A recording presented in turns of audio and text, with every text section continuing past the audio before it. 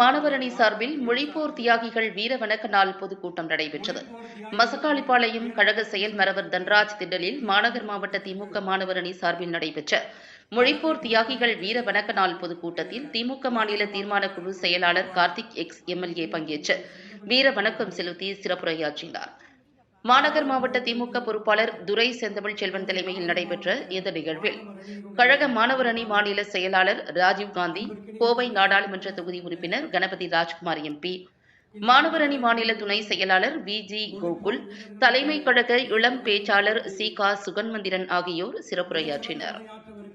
மாநகர் மாவட்ட மாணவர் அணி அமைப்பாளர் சிவபிரகாஷ் வரவேற்புரையாற்றினார்.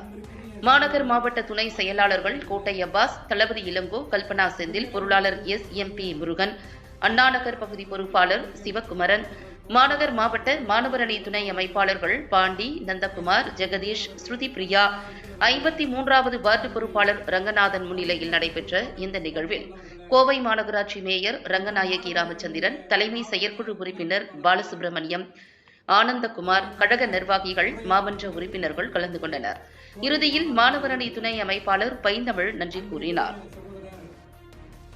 ராஜ்குமார் அவர்களே, மாநகராட்சியுடைய மாண்புமிகு மேயர் சகோதரி ரங்கநாயகி ராமச்சந்திரன் அவர்களே, எனக்கு முன்னர் உரையாற்றி விடைபெற்று அமர்ந்திருக்கக்கூடிய அன்பிற்கினிய தம்பி வி.ஜி. கோகுல் அவர்களே, தலைமை கழக சொற்பொழிவாளர் தம்பி சுகன் மந்திரன் அவர்களே, மற்றும் இந்த கூட்டத்திலே கலந்து கொண்டு சிறப்பித்துக் கொண்டிருக்கக்கூடிய தலைமை கழகத்தினுடைய நிர்வாகிகளே, கழகத்தினுடைய தலைமை செயற்குழு பொதுக்குழு உறுப்பினர்களே, கழகத்தினுடைய பகுதி கழகத்தினுடைய செயலாளர்களே, வட்டக்கழகத்தினுடைய செயலாளர்களே, பல்வேறு அணிகளுடைய மாவட்ட அமைப்பாளர்களே, துணை அமைப்பாளர்களே, உள்ளாட்சி பிரதிநிதிகளே, நிறைவாக நன்றியுரையாற்றவிருக்கக்கூடிய மாவட்ட மாணவர் அணியினுடைய துணை அமைப்பாளர் என்னுடைய அன்பிற்கினிய தம்பி பைந்தமிழன் அவர்களே, உங்கள் அனைவருக்கும் என்னுடைய பணிவன்பான வணக்கத்தை முதலிலே தெரியப்படுத்திக் கொள்ள விரும்புகின்றேன்.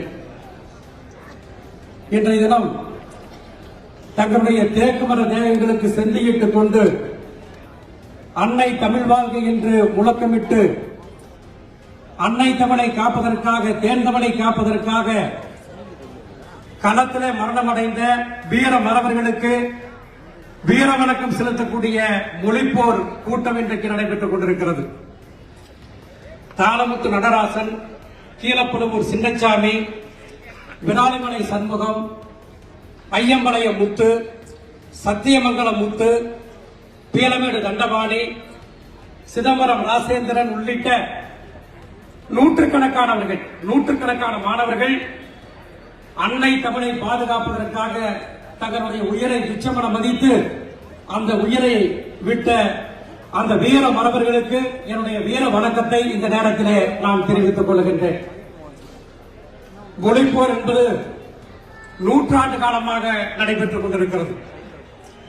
எப்பொழுதெல்லாம் அன்னை தமிழை அழிப்பதற்கு வடக்கே இருந்து ஆட்சியாளர்கள் தங்களுடைய அதிகாரத்தை பயன்படுத்துகிறார்களோ அன்றைக்கெல்லாம் தமிழ்நாடு கிளம்பிட்டுதான் தமிழ் சிங்க கூட்டம், கிளித்தெறிய தேடுதான் பகை கூட்டத்தை என்று தமிழ்நாட்டிலே கிளர்ந்தெழுந்து மாபெரும் மொழி புரட்சியை உலகத்திலேயே, உலக நாடுகளே வியக்கத்தக்க வகையில மொழி புரட்சியில ஒரு மிகப்பெரிய ஒரு சரித்திரம் படைத்த நாடு நம்முடைய தமிழ்நாடு என்பதை இந்த நேரத்தில் நினைவு கூறுகின்றேன். 1937ஆம் ஆண்டு தமிழ்நாட்டிலே கட்டாயமாக இந்தி மொழி திணிக்கப்பட்ட நேரத்தில் கொஞ்ச மொழி தமிழருக்க இந்தி மொழி நமக்கதற்கு என்று எண்ணி ஓடி வந்த இந்தி பெண்ணே கேள், நீ நாடி வந்த நாடு ஈதல்லவே என்று கையில் வில் புலிக்கொடி ஏந்தி ஆரூர் வீதிகளிலே போர் முழக்கமிட்டு முதலாக களத்திலே ஆதிக்க இந்திக்கு எதிராக களத்திலே இறங்கி 14 வயதிலே போராடிய தலைவன் முத்தமிழறிஞர் செம்முனிக்காவலர் தலைவர் கலைஞர் அவர்கள். அப்படி தலைவர் கலைஞருடைய வழியில இன்றைக்கு நம்முடைய மாண்புமிகு தமிழ்நாட்டுடைய முதலமைச்சர் திராவிட நாயகன் அன்பு தலைவர் தளபதியினுடைய வழியில் நம்முடைய திராவிட பேரியக்கத்தினுடைய இளைய தலைவர், கழகத்தினுடைய இளைஞரணியினுடைய செயலாளர், மாண்புமிகு தமிழ்நாட்டுடைய துணை முதலமைச்சருடைய வழியில இன்றைக்கு தொடர்ந்து ஆதிக்க இந்திக்கு எதிராக எப்பொழுதெல்லாம் ஒன்றிய அரசு இந்தியை திணிக்கிறதோ அன்றைக்கெல்லாம் திராவிட முன்னேற்ற கழகம் களத்திலே இறங்கி போராடி அன்னை தமிழை பாதுகாப்பதற்காக போர் கவசமாக செயல்படுகின்ற இயக்கம் திராவிட முன்னேற்ற கழகம் என்பதை இந்த நேரத்தில் தெரிவித்துக் கொள்கின்றேன். தமிழ்நாட்டுடைய வரலாற்றில் மிகப்பெரிய புரட்சி, மொழி புரட்சி நடைபெற்ற ஆண்டு 1965ஆம் ஆண்டு. சமீபத்தில் நம்மை விட்டு மறைந்த முன்னாள் மாநிலங்களவை உறுப்பினர் அன்பிற்குரிய அண்ணன் எல் கணேசன் அவர்கள் மாணவர் அணியினுடைய தலைவராக இருந்த காலகட்டத்தில் நம்முடைய கழகத்துடைய பொதுச் செயலாளர் அன்பிற்குரிய அண்ணன் துரைமுருகன் அவர்களும் விருதுநகர் சீனிவாசன் போன்ற மாணவர் அணியினுடைய தலைவர்கள் அன்றைக்கு இருந்த அந்த காலகட்டத்தில் தான் 65ஆம் ஆண்டு மகத்தான மொழி புரட்சி நடைபெற்றது. அன்னை தமிழை பாதுகாப்பதற்காக தமிழ்நாடு முழுவதும் பல்லாயிரக்கணக்கான இளைஞர்கள் அந்த மொழி புரட்சியை நடத்தி அன்னை தமிழை பாதுகாத்தார்கள். இப்படி தொடர்ந்து எப்பொழுதெல்லாம் தமிழ் மொழிக்கு ஆபத்து வருகிறதோ அன்றைக்கெல்லாம் தமிழ்நாட்டிலே திராவிட முன்னேற்ற கழகம் தமிழ் மொழிக்கு ஒரு போர் கவசமாக இருந்து போராடி வருகிறது என்பதை இந்த நேரத்திலே நினைவு கூற கடமைப்பட்டிருக்கின்றேன்.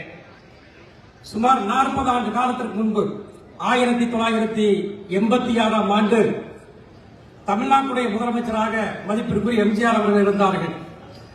அன்றைய காலகட்டத்தில் அன்றைக்கு இருந்த ஒன்றிய அரசு ஆதிக்க இந்தி மொழியை திணிப்பதற்காக தேவநாகரி வரி வடிவில் உள்ள இந்தி மொழிதான் இந்தியாவுடைய ஆட்சி மொழி என்று வலியுறுத்தி சொல்லப்பட்ட அந்த சட்ட நகல்ல மத்திய மாநில அரசுடைய அலுவலர்கள் கையொப்பமிட வேண்டும் என்று சொல்லி ஒரு சுற்றறிக்கை அனுப்பினாங்க. அப்படி அனுப்பப்பட்ட நேரத்தில் தலைவர் கலைஞர் அவர்கள் ஒருபோதும் தமிழ்நாட்டிலே நடக்காது, அப்படி நீங்கள் சொன்னால் நீங்கள் சொல்லுகின்ற தேவநாகரி வரி வடிவில் உள்ள இந்தி மொழிதான் இந்தியாவுடைய ஆட்சி மொழி என்று வலியுறுத்தி சொல்லப்படுகின்ற அந்த சட்ட நகலை நாங்கள் திகிட்டு கொளுத்துவோம் என்று சொல்லி தலைவர் கலைஞர் அவர்கள் போராட்டத்தை அறிவித்தார்கள். முதல் கட்ட போராட்டம் நம்முடைய செந்தமிழ் செல்வர் இனமான பேராசிரியருடைய தலைமையில் சென்னை வள்ளுவர் கோட்டத்திலே நடைபெற்றது. இனமான பேராசிரியர் அவர்கள் முதல் கட்ட போராட்டத்தில் கைது செய்யப்பட்டார்கள். இரண்டாம் கட்ட போராட்டத்திற்கு நம்முடைய உயிர் தலைவர் கலைஞர் அவர்கள் அந்த போராட்டத்திற்கு தலைமையேற்று அந்த தேவநாகரி வரி வடிவில் உள்ள இந்தி மொழியினுடைய அந்த சட்ட நகலை தலைவர் கலைஞர் அவர்கள் திகிட்டு கொளுத்தினார்கள். அன்றைய காலகட்டத்தில் பார்த்திருப்பீங்க, தலைவர் கலைஞர் அவர்களுக்கு எம்ஜிஆர் அவர்கள் முதலமைச்சராக இருந்த அந்த காலகட்டத்தில் தலைவர் கலைஞருக்கு சிறைச்சாலையில் கைதி உடையை எம்ஜிஆர் அவர்கள் வழங்கினார்கள். இது மிகப்பெரிய ஒரு சர்ச்சையாக இருந்தது. விசாரணை கைதியாக கைது செய்யப்பட்டு சிறையில் அடைக்கப்பட்ட தலைவர் கலைஞருக்கு கைதியுடை வழங்கிய அரசு அன்றைய அதிமுக அரசு என்பதை இந்த நேரத்திலே நினைவு கூற கடமைப்பட்டிருக்கின்றேன். அன்றைக்கு மாணவர்களாக இளைஞர்களாக இருந்த என்னை போன்றவர்கள் அன்றைக்கு அந்த சட்டரிப்பு போராட்டத்தில் அன்றைய காலகட்டத்தில் நடந்த நேரத்தில் தமிழ்நாடு முழுவதும் பல்லாயிரக்கணக்கானவர்கள் கைது செய்யப்பட்டார்கள். இதே கோவையில் அன்றைக்கு செயல்பட்டுக் கொண்டிருந்த பொள்ளாச்சி அண்ணன் உமாபதி அவர்கள், அதே போல அண்ணன் தம்புராஜ், நவமணி, யோகநாதன், தங்கவேல், காட்டூர் ராமமூர்த்தி உள்ளிட்ட என்னை அதில் அந்த வழக்கில் கைது செய்தார்கள்.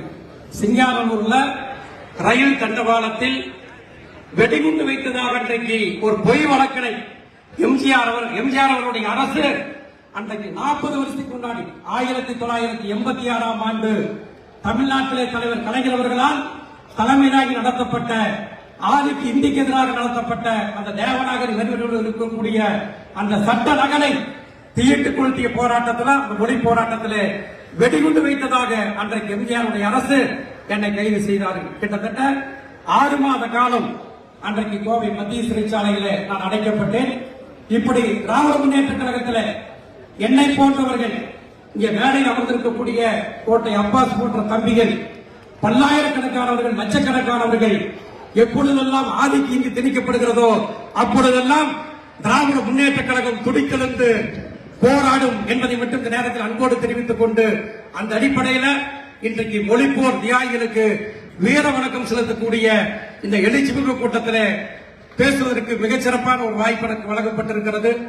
இந்த திடல்ல பேசுகின்ற பொழுது எனக்கு நினைவுக்கு வருவது அன்புக்குரிய அண்ணன் தன்ராஜ் அவர்கள், கழகத்துடைய செயல் வீரர், செயல் மரபர், அவர் இந்த வட்டத்தினுடைய மாமன்ற உறுப்பினராக வட்டக்கழகத்தினுடைய செயலாளராக இருந்த நேரத்தில் பல நூற்றுக்கணக்கான நிகழ்ச்சிகளிலே நான் பங்கேற்றிருக்கின்றேன். அப்படி அண்ணன் தன்ராஜ் அவர்கள், மேரா குருசாமி அவர்கள், முன்னாள் நகர செயலாளர் பவுனசாமி அவர்கள், அதை போலவே வட்ட செயலாளர் தங்கவேல் அவர்கள், அவர் வழியில இன்றைக்கு தம்பி சிவகுமார் அவர்கள் பணியாற்றிக் கொண்டிருக்கிறார். அப்படிப்பட்ட கழகத்துடைய செயல் வீரர்கள் வாழ்ந்த பகுதி இந்த பகுதி என்றைக்கும் திராவிட முன்னேற்ற கழகத்துடைய எஃகு கோட்டையாக திகழும். வருகின்ற 2024ஆம் ஆண்டு சட்டப்பேரவை தேர்தலிலே திராவிட நாயகன் அன்பு தலைவர் தளபதிக்கு வெற்றி மாலை சூட்டுவோம். நம்முடைய ஒளிப்போர் வீரர்கள் அனைவருக்கும் வீர வணக்கங்களை செலுத்தி நிறைவு செய்கின்றேன். நன்றி, வணக்கம்.